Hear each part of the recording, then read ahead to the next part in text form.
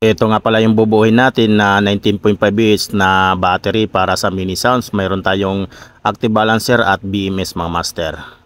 So ito nga pala yung ating battery na gagamitin. Siyempre walang iba kundi LD Green battery 32700 at rated brand new cells battery mga master. At para tayo makabuo ng 19.5 kailangan natin ng 12 pieces na battery na 6.5 ang capacity bawat isa, 3.2 volts. Ayan, bali mangyayari niyan ay 3 parallel 4 series. So ito na nga, nag-prepare na tayo ng battery holder mga master. Kailangan may holder. Ayan. Bali kailangan natin ng tatlong linya ng holder, yung isa patungan at yung isa pantakip. At ito na nga, inilagay na natin yung battery. Ayan.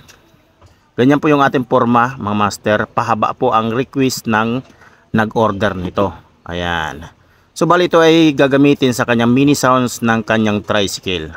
So bago tayo maglagay ng tapping wire, lagyan muna natin ng washer. Ayan, kailangan may washer para hindi luwag yung tapping wire natin.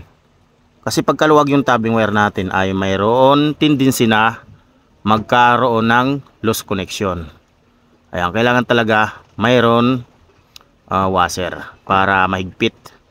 At syempre yung connection natin ay higpitan ng maayos mga master. Ayan, positive negative po yan. Yan po yung ating min positive at saka min negative. So hinigpitan natin at ito na nga pangatlong tapping wire. Dito tayo magsisiris mga master bago mamaya sa ilalim. Ayan. At syempre nilagay na natin yung mga tornilyo at saka nut. Ayan, higpitan lang natin ng maayos. Okay, higpitan natin. Baka makalimutan. I-sure natin na higpit na. Ito yung ating min negative at min positive mga master. At dito tayo magsisiris naman sa likod. Ayan, pahaba. Ayan, pahaba yan. Tapos lagyan natin muna ng washer. Baka makalimutan, hindi malagyan ng washer. At ito na yung ating tapping wire na ilagay ko na nga dyan mga master. At syempre, tornilyo natin. At saka natin higpitan ng maayos mga master. Ayan. At sabay sunod natin tong kabila. Ayan, na tapping wire.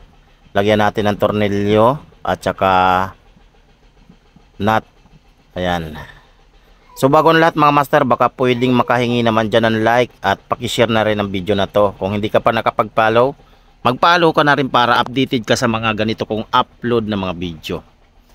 Ayan, for beginners lang po ito mga master. Kung ikaw ay bihasa na at marunong ka ng bumuo ng battery, ay skip mo na lang yung video. Ito yung ating min negative. Dito tayo nag-series at dito nag-series dito at ito yung ating min positive. Ayan, ganyan po mga master. So hanggang dito na lang muna yung ating video mga master. Abangan po yung part 2. Lalagyan na natin to ng BMS at saka active balancer. So maraming salamat sa inyong sulit na panonood dyan.